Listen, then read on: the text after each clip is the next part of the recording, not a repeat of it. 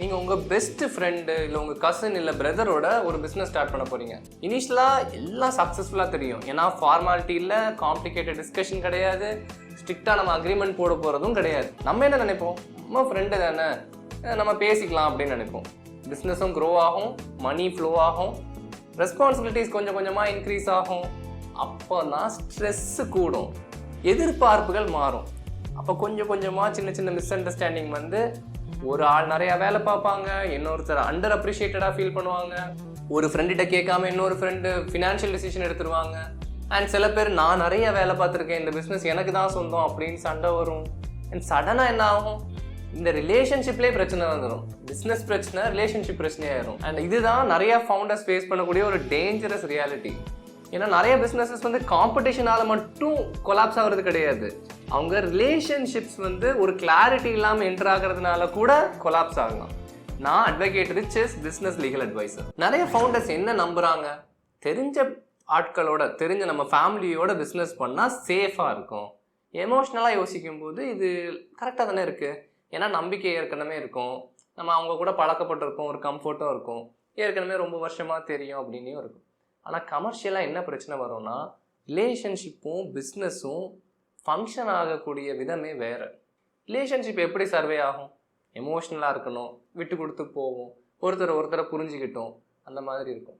ஆனால் business survive ஆகிறதுக்கு accountability வேணும், யார் பொறுப்பெடுத்துப்பா, தெளிவு வேணும், கிளாரிட்டி வேணும், டாக்குமெண்டேஷன் வேணும், பெர்ஃபார்மன்ஸ் வேணும், யார் ஒழுங்காக பெர்ஃபார்ம் பண்ணுறான், அண்ட் ஃபினான்ஷியல் டிசிப்ளினும் வேணும். இதுக்கும் எமோஷனல் நீட்ஸ்க்கும் சம்மந்தமே இருக்காது. இதனால தான் பிஸ்னஸஸ் இனிஷியலாகவே சில ஃபவுண்டர் பிஸ்னஸஸ் வந்து இன்டர்னலாக வீக்காக இருக்கும். ஏன்னா ஃபவுண்டர்ஸ் என்ன பண்ணுவாங்கன்னா டிஃபிகல்ட்டான டிஸ்கஷன்ஸை பேச மாட்டாங்க. இப்போ நீங்கள் உங்கள் ஃப்ரெண்டு கூட பிஸ்னஸ் பண்ணீங்கன்னு வச்சுக்கோங்க, இல்லை உங்கள் தெரிஞ்சவங்க கூட பண்ணிங்கன்னா சேலரி ஸ்ட்ரக்சர் பேச மாட்டோம், ஓனர்ஷிப் பேச மாட்டோம், யார் இதுக்கு கிளியர் ஓனர்னு, ப்ராஃபிட் எவ்வளோ ஷேரிங்னு பேச மாட்டோம், யார்கிட்ட டிசிஷன் மேக்கிங் பவர் இருக்கும்னு பேச மாட்டோம், ஒர்க் ரெஸ்பான்சிபிலிட்டி எவ்வளோ, யார் நிறையா ஒர்க் பண்ணணும் பேச மாட்டோம், எக்ஸிட் டேர்ம்ஸ், ஒருவேளை ஒருத்தர் வேண்டாம் நான் இதை விட்டு போகிறேன்னா என்ன பண்ணணும்னு பேச மாட்டோம். ஏன்னா சைக்காலஜிக்கலாக நமக்கு என்ன தோணும்னா, இதெல்லாம் அன்கம்ஃபர்டபுளாக இருக்கும், ஃப்ரெண்ட்ஸுக்குள்ளே இதெல்லாம் பேசணும் அப்படின்னு தோணும். ஆனால் கமர்ஷியலாக பார்க்கும்போது இந்த லேக் ஆஃப் ஸ்ட்ரக்சர், இதை பற்றிலாம் பேசாதனால ஃப்யூச்சரில் அதிக கான்ஃப்ளிக்ட் வர்றதுக்கு வாய்ப்புகள் உண்டு. இதை அண்டர்ஸ்டாண்ட் பண்ணிக்க ஒரு சின்ன எக்ஸாம்பிள். 2 க்ளோஸ் ஃப்ரெண்ட்ஸ் வந்து ஒரு பிஸ்னஸ், ஒரு கெஃபே ஸ்டார்ட் பண்ணுறாங்கன்னு வச்சுக்கோங்களேன். 2 பேரும் பேஷனேட்டாக ஒர்க் பண்ணுறாங்க, ஒரு டிஸ்கஷனும் கிடையாது அவங்களுக்குள்ள, சேலரி பற்றி பேசிக்கல, யாருக்கு என்ன ரோலு அப்படின்லாம் பேசிக்கல, எழுத்துப்பூர்வமாக பார்ட்னர்ஷிப் டேர்ம் எதுவுமே கிடையாது. எல்லாமே ஸ்மூத்தாக தான் ஆரம்பிச்சுது. ஆனால் என்ன ஆகும்னா, ஒரு ஆள் வந்து கொஞ்சம் எஃபர்ட் நிறைய போடுவாங்க, டெய்லி ஒர்க்கு அவங்க நிறைய பார்க்குறாங்க. சும்மா சொல்ல போனால் ஒரு ஃப்ரெண்டு காலைல 9 மணிக்கே வந்துடுவார், இன்னொருத்தர் 3 மணிக்கு தான் வருவார். ஒருத்தர் ஃபினான்ஷியலாக கொஞ்சம் நிறைய காசு கொடுப்பார், இவர் கொடுக்கவே மாட்டார். ஆனாலும் எமோஷ்னலாக இப்படி பாதி பாதி விட்டு விட்டு பண்ணாலும் 2 பேரும் ஈக்குவல் ஓனர்ஷிப் எதிர்பார்ப்பாங்க. அப்போ கொஞ்சம் கொஞ்சமாக ஒரு பிரச்சனை வர ஆரம்பிக்கும். ஒரு ஃப்ரெண்டு வந்து நான் நிறைய பண்ணல அப்படின்னு சொல்லுவார், அப்போ எனக்கு நிறைய ப்ராஃபிட் வேணும் அப்படின்னு கேட்பாரு. ஆனால் இதை யாருமே ப்ரொஃபஷனலாக கம்யூனிகேட் பண்ணிக்கிட மாட்டாங்க, பேசிக்க மாட்டாங்க, ஏன்னா பிரச்சனை வந்துடும்னு பார்ப்பாங்க. ஆனால் கொஞ்சம் கொஞ்சமாக இவங்க பேசாதனாலேயே ஒரு பர்சனல் ரிலேஷன்ஷிப்லேயே பிரச்சனை வந்துடும். கமர்ஷியல் ரியாலிட்டியில் பார்க்கும்போது நிறைய ஃப்ரெண்ட்ஸ் ஆரம்பிக்கிற பிஸ்னஸஸ் வந்து மணி லாஸ்னால ஃபெயில் ஆகிறது மாதிரி இவங்க எக்ஸ்பெக்டேஷன், எதிர்பார்ப்புகள்னாலே ஃபெயில் ஆகும். இவங்களுக்குள்ள நடந்த பிஸ்னஸ் பிரச்சனை பர்சனல் பிரச்சனையாக மாறதுக்கும் வாய்ப்புகள் உண்டு. நிறைய ஃபவுண்டர்ஸ் மேக் பண்ணுற இந்த டேஞ்சரஸ் மிஸ்டேக் என்னன்னா, ஃப்ரெண்டு, அம்மா, அக்கா, தங்கச்சி, தம்பி, அண்ணன் இவங்க கூடலாம் அக்ரிமெண்ட் போடணும்னா நம்ம சொல்லிக்கலாம் அப்படின்னு நினைப்பாங்க. எதனால இந்த அக்ரிமெண்ட்லாம் போட்டால் ரிலேஷன்ஷிப்பில் பிரச்சனை வந்துடும் அப்படிம்பாங்க. ஆனால் கமர்ஷியலாக ஒரு பிஸ்னஸ் பண்ணுறீங்கன்னா உங்களுக்கு கிளாரிட்டி தான் உங்கள் ரிலேஷன்ஷிப்பை ப்ரொடெக்ட் பண்ணும். நீங்கள் அது நாங்கள் கிளியராக பேசி அக்ரிமெண்ட் போட்டால் பிரச்சனை வரும்னு நினைக்கிறீங்க, அக்ரிமெண்ட் போட்டால் தான் பிரச்சனை வராமல் இருக்கும். ஸோ அதனால தான் நான் சொல்கிறேன், ஒரு ஃபேமிலி பிஸ்னஸ் எடுத்துக்கிட்டீங்க, இல்லை ஃபேமிலிக்குள்ளே ஏதாவது டிரான்சாக்ஷன் பண்ணுறீங்கன்னா தெளிவாக பேசுங்க. யாருக்கு எவ்வளோ வரும், யார் இந்த டிசிஷனை ஹேண்டில் பண்ணுவா, ஆப்ரேஷன்ஸை யார் ஷேர் பண்ணுவா, ப்ராஃபிட்டை எப்படி நீங்கள் பிரிச்சுப்பீங்க. இப்போ ஒருவேளை ஒருத்தர் ப்ராப்பராக ஒர்க் பண்ணலைன்னா அவர் எந்த மாதிரி ரிமூவ் பண்ணலாம், அது எப்படி ஆகும். ஒருவேளை அதில் ஒரு பர்சன் ரிமூவ் ஆகணும், அவருக்கு வெளியே போகணும் அப்படின்னா அவர் அதுக்கு என்ன பண்ணணும், அண்ட் ஒரு பெனால்ட்டி என்ன வரும், கான்சிக்வன்சஸ் என்ன வரும் அப்படிங்கிறத தெளிவாக பேசி ஒரு அக்ரிமெண்ட் போட்டு வச்சுக்கணும். ஏன்னா ஒரு தடவை நீங்கள் எழுதி கொடுத்துட்டோம், நம்ம வந்து ரிட்டனாக எல்லாத்தையும் சொல்லி அப்படி கிளியராக கொடுத்துட்டோம்னா மென்டலாக எல்லாருக்கும் என்ன தோணும், ஓகே இதுதான் ஸ்ட்ரக்சர், இதுதான் நம்ம பேசியிருக்கோம்.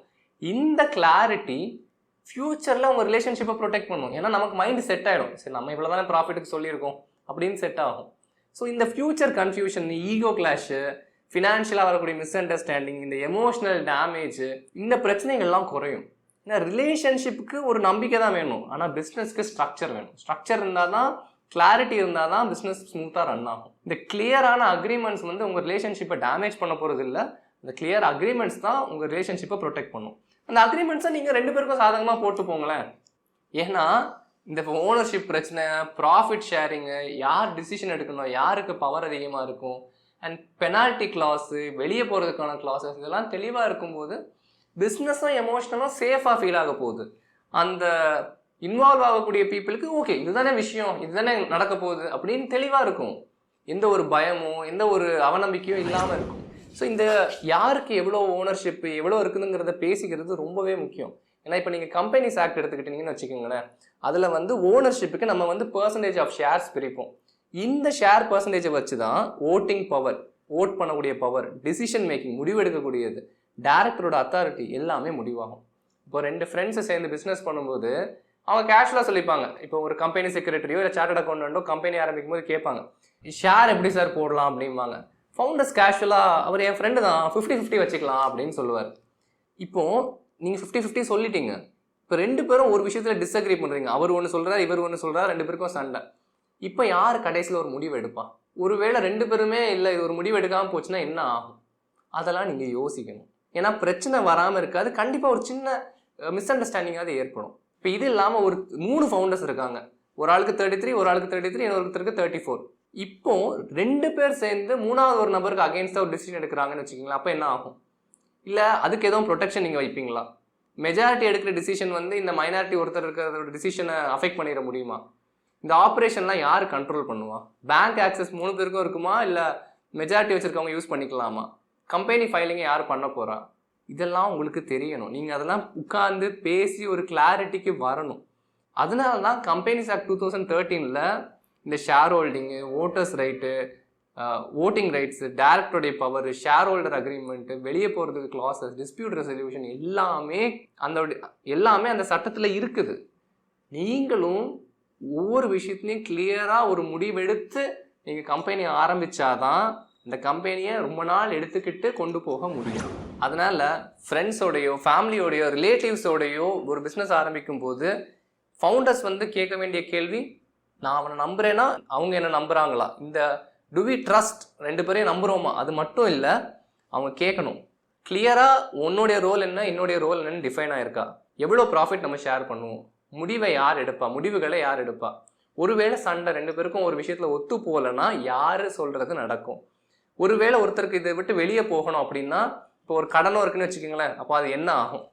இந்த ரிலேஷன்ஷிப் எமோஷ்னலாக ஸ்ட்ராங்காக இருக்கிறது ஓகே, கமர்ஷியலாக நீங்கள் இது ஸ்ட்ரக்சர் பண்ணிட்டீங்களா அப்படின்னு முடிவு பண்ணிவிட்டு ஸ்டார்ட் பண்ணுங்கள். ஏன்னா ட்ரஸ்ட்டு வந்து ஒரு பார்ட்னர்ஷிப்பை கொண்டு வந்துடும், ஆனால் கிளாரிட்டி இருந்தால் தான் அதை நீங்கள் ரொம்ப நாள் கொண்டு போக முடியும்.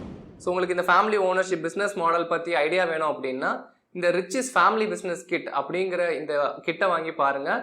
இதற்கான லிங்க் டிஸ்கிரிப்ஷனில் கொடுத்துருக்கு, அதில் ரிச்சஸ் ஃபேமிலி பிஸ்னஸ் கிட் அப்படின்னு மெசேஜ் பண்ணுங்கள். அதனால் நம்மளை ரொம்ப எமோஷ்னலாக ஹர்ட் பண்ணக்கூடிய பிஸ்னஸஸ் ஆரம்பத்தில் நம்ம பீப்புள் தானே, நம்ம ஃப்ரெண்ட்ஸ் தானே, நம்ம ஆரம்பித்த பிஸ்னஸ் கடைசியில் ஒரு பெரிய சண்டையாக வந்து கூட முடியலாம்.